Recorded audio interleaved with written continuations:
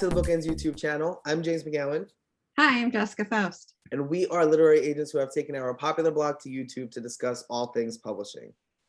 We got a viewer question, which was a fun one. Hard one to answer, but we actually decided to flip it a little bit. Yeah, we made it fun. Yeah. And this well, you tell what the question is and then I will talk, because we always do this. We talk before we say what it is. Always. So a viewer asked us what our honest opinion, what to do when an author is scared of their agent. So they want to know, how do they ask things? How do they communicate? How do they send new books? They were scared of it all. Naturally, that prompted some up in arms. What are you saying? Yeah, this is not a new question. I mean, in all my years in publishing, I think this is the question I have talked with authors the most about, when they usually, it often comes up when an author was previously agented or looking for a new agent, and they'll say, well, I'm scared of my agent. And the first thing we want to say is, you should never be afraid of your agent. This should be a true partnership. You know, at the beginning, I think there are naturally, for both parties, going to be sort of that feeling out that's like, right. You're slightly nervous. You don't know each other. I don't know how my jokes are going to land. I don't never know how my jokes are going to land. So like that. I don't know if they're going to read my sarcasm in the email. You know, do they like emojis? Do they not? But then over time, yeah, it all kind of shakes itself loose. It better. But so the way we decided to approach this, rather than, you know, what to do when you're scared of your agent, we decided to make it the 10 reasons you should be scared of your agent. We're going to painstakingly illustrate why you should not be scared of normal communication and what you should be scared of. Yes, those times. And can I explain how we're going to go about this? Our thought is, in this, not that you should actually be like scared of your agent, but these are really 10 warning signs that it's all tongue-in-cheek for us. Yes, because we don't know how our jokes land, so we feel like we need to explain. Right. Full circle. Nice work. Nice work. Okay, let's stop talking and jump right into them, please. So number 1, they never respond to your emails or your calls. I feel like that one's right there on the marquee board for you. Like, we don't have to explain it. You should be getting some sort of response from your agent. Sorry. Yeah, absolutely. And, you know, again, you're a business partner. If somebody's not responding to you, I think sometimes authors wait too long in terms of, you know, it's been 5 months and they haven't responded to any of my emails. One of the first things I say when I offer representation is I talk about the communication. It's the most important part of any relationship. And I always say, if you haven't heard from me in 1 or 2 days after an email or a call and you didn't get an out of office, don't hesitate to follow up. I may have dropped the ball. Yeah, a good thing to do is ask your agent, what's your norm? What's your standard, right? When do you respond to emails? Like, how long does it take you? When do you respond to new books? Give yourself that benchmark. So then when you send something and you don't hear back, I'm like, oh, well, it's only been 3 days. And yeah, I haven't heard from them because they usually do email on Friday. Like, who knows, right? Right. But for me, I'm somebody who responds to everything. So if you don't hear from me in a week, 2 weeks, I may have missed that. Oh, if you don't hear from me in a week or 2 weeks, I will guarantee you I missed that. Yeah. I mean, unless I've been, you know, on a tropical island somewhere, but you would have gotten me out of office. So you would know that. Right. Okay. Warning sign number 2 is that the agent talks down to you. And I've seen this, and it's gross. Gross. Yeah, an agent is not better than you. They're not your boss. They shouldn't be telling you what to do. Again, it's a partnership. It should be an equal conversation on all things, and there should be mutual respect on both sides. I mean, we've had experiences where authors have talked down to us, and we don't put up with that. And you shouldn't put up with an agent talking down to you either. Just pure and simple. That is not a healthy relationship for you. Get out. No, and again, we say it all the time. It's a business relationship. It's a partnership. Respect is the number 1 thing. You should be respected. So they dismiss your concerns. If you are someone like me who has who has many concerns, I encourage you to not let somebody dismiss them. Exactly. I mean, it's all. I will try Let's not be to dismiss honest. your concerns. Yeah, I agree. I mean, there may be times when you may say to your agent, I haven't seen my book cover yet. Should I be worried? And the agent will say, no, we have plenty of time. It's all good. That's not a dismissal of your concerns. That's an honest answer. Dismissal of your concerns is something along the lines of, don't bother yourself. You'll hear from the publisher when it's time. Don't bother your publisher about that. They know what they're doing. I don't like my cover. It's fine. Don't worry about it. It's the cover you're going to get. That's a dismissal. Yes. The publisher knows what they're doing. We're not going to bother them is a dismissal of your concerns. Right. A good metric for this too is your agent's your advocate, not the editor, not the publisher, not somebody else's advocate. So are they advocating for you, or are they advocating for somebody else in whatever's happening? Yeah. And sometimes advocacy does look like putting you in check sometimes. So that's not what we're saying, but how are they approaching it, I think is a good way to know that when they are putting you in check. Like, are they making you understand the realistics of a situation, or vice versa? Exactly. Okay, they don't want to read your book, which it's their job. So yeah, now let's sort of give a framework for that, because most agents do not read your book when they're not going on submission with it. So in other words, if I sell a 10-book deal, I will probably not read the other 9 books. I have sold a 10-book deal off that first book. I read it, we worked on it.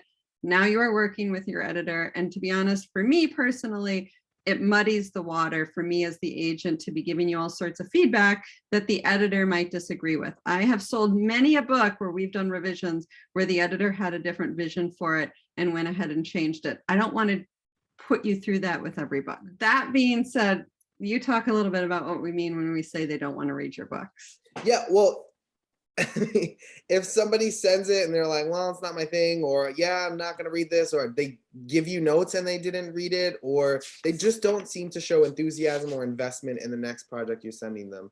I mean, I've also had it where, I have a client really nicely lined up with a couple of books and like, don't have the time for that right now. Probably not what we need to be doing. Let's hold this and put a pin in it and pick it back up X amount of time. But if it's just that was a plan, right? That was a plan, not I don't have time for this, I'm not going to do this. Right. So if it's, like we said before, if it's a dismissal of your book or showing that they haven't read it, if there's just a lack of investment or enthusiasm in what you're writing, warning sign. Or just not reading it without any explanation. Yeah. So if you send me your book today and we are out on submission, I may very well say, we have some time. I'm going to sit on this for a little bit. Here's when I'll get to it, which is a lot different from not responding, ignoring, or just saying, I'm not going to read this. Yep. Which they probably won't even say that. Saying I'm not going to read this feels more polite than this agent would do. Right. So I think what we're saying is you just don't hear back about your book. Pretty much. Which sucks. So yeah, that is inappropriate. Yeah. Okay. Next one. They don't answer your questions. This can take a variety of different forms, right? It can go to not answering your emails. It can go to not answering your calls. You can ask them a question. They can skirt around it. They can avoid the question. If you have a question or a concern and that's being dismissed, not answered, ignored, warning sign. Yeah, especially for a debut author, you have a lot of questions. You want to know about these editors. You want to know what the agent's thoughts are. You want to know about the contract. You want to know what next steps. You want to know what to expect. Your agent's job is to be your guide through all of this and to answer these questions and to help you through the process. And if they're refusing to answer those, then what's their job? My favorite part is if this on paper is your agent. What are the agents doing? What are they doing? What's going on here? We're really just building you the worst agent ever. Okay. The next one, they don't negotiate your offers. So if you get an offer. Unfortunately, I don't think this is as uncommon as it should be. I think it's I a mean, situation. When we're talking the scary bad agents, I think this is probably one of the things that an agent seems great and is not doing any of the things we previously discussed until we get to this point. Yeah. Yeah. And I think too, like, again, this is, believe it or not, a situational thing too. Like, sometimes an offer comes in where it's the best offer that we've gotten in the past or something. Like, it's very situational. It's rare, but it's situational, right? Yeah. But if you get an offer and you get an offer from a publisher and your agent presents it to you and just like, congrats, let's accept. That's a huge warning sign. Yes. And if the agent says to you, I don't think we can go back and negotiate anymore, warning sign. Yeah. Especially when they haven't done that in the first place. So that, again, that's our job.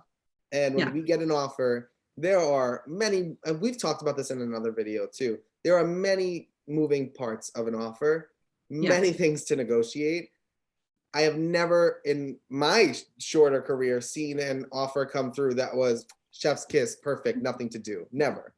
Well, so that would be no fun for us. It would be no fun. And it's just not smart business sense from a publisher, right? Like, why give you everything you want I don't have to when you first send it. So everything is negotiable. But keep in mind when we say don't negotiate your offer, I think for most authors, the first and only thing often that comes to mind is advance. Right. There could be the possibility where they say this is the absolute best I can offer. But you know what? There's always something else. Yeah. There's always something else we can talk about. Right. But even like you said, there's always something, but even like an explanation of that goes a long way too. Like, okay, so the publisher said this is their best advance. This is industry standard for this, and that. This is why we probably wouldn't touch that. What I can do is this, or we can try here. We can push one more time. Like, there's always something. Yeah, and I do think there are definitely situations where the agent and the editor have a certain relationship. You as the author might be on your next deal with them. So there's a relationship there where sometimes there isn't much to negotiate. They really do just say, let's just get this done. Here is everything. Here are the terms we did last time. Here's this and this.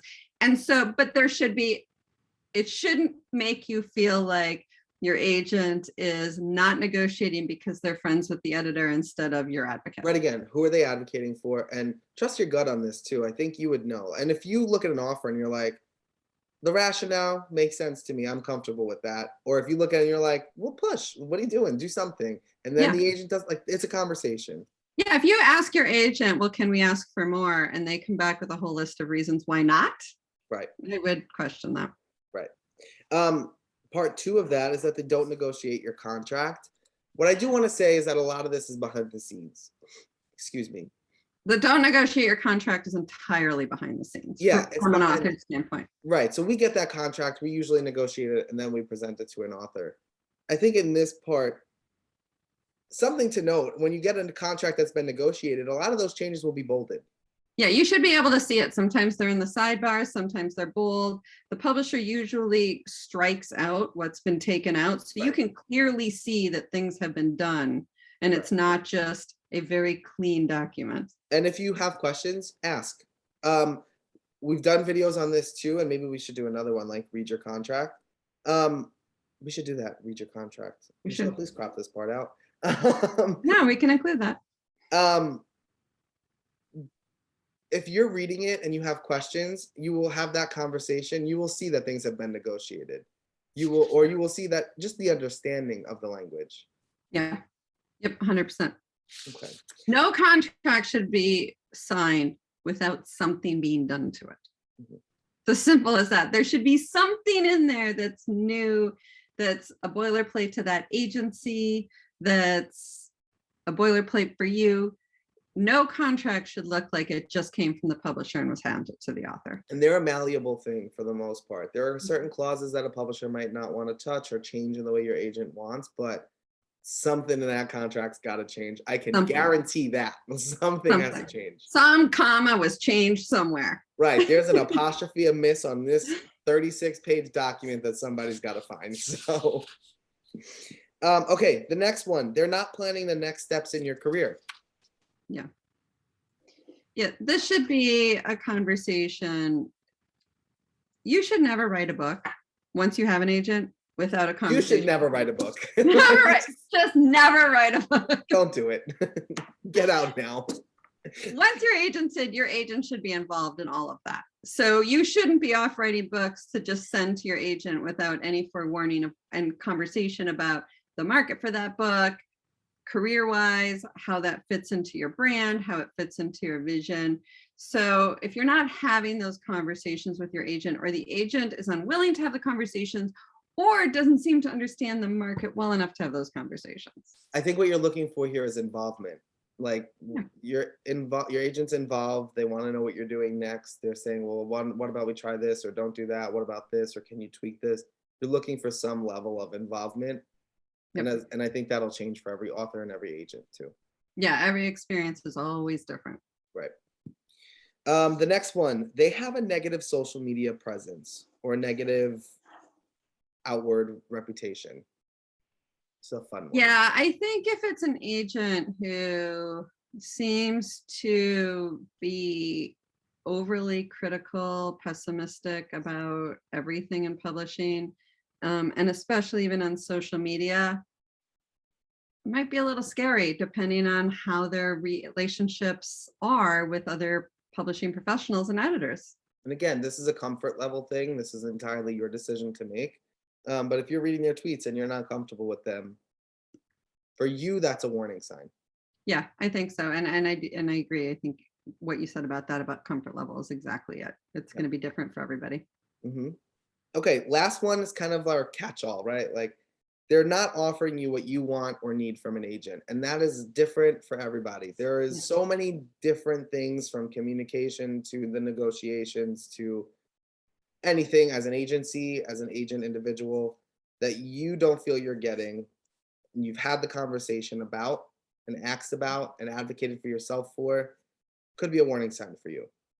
And again, I think the real stress on this is for you, because this agent could be perfect for your best friend or your neighbor.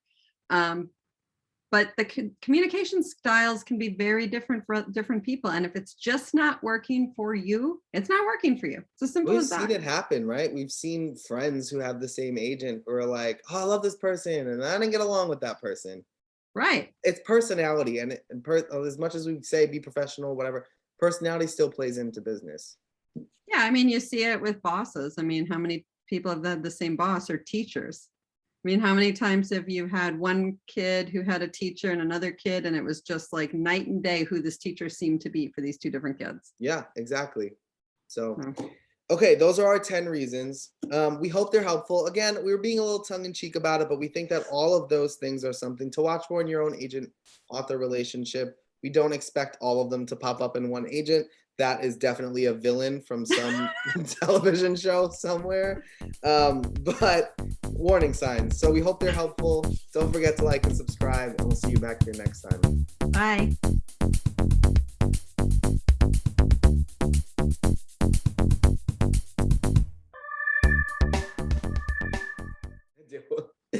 Thank you for watching this video. If you enjoyed it, we offer a number of great workshops through Speakeasy and other platforms.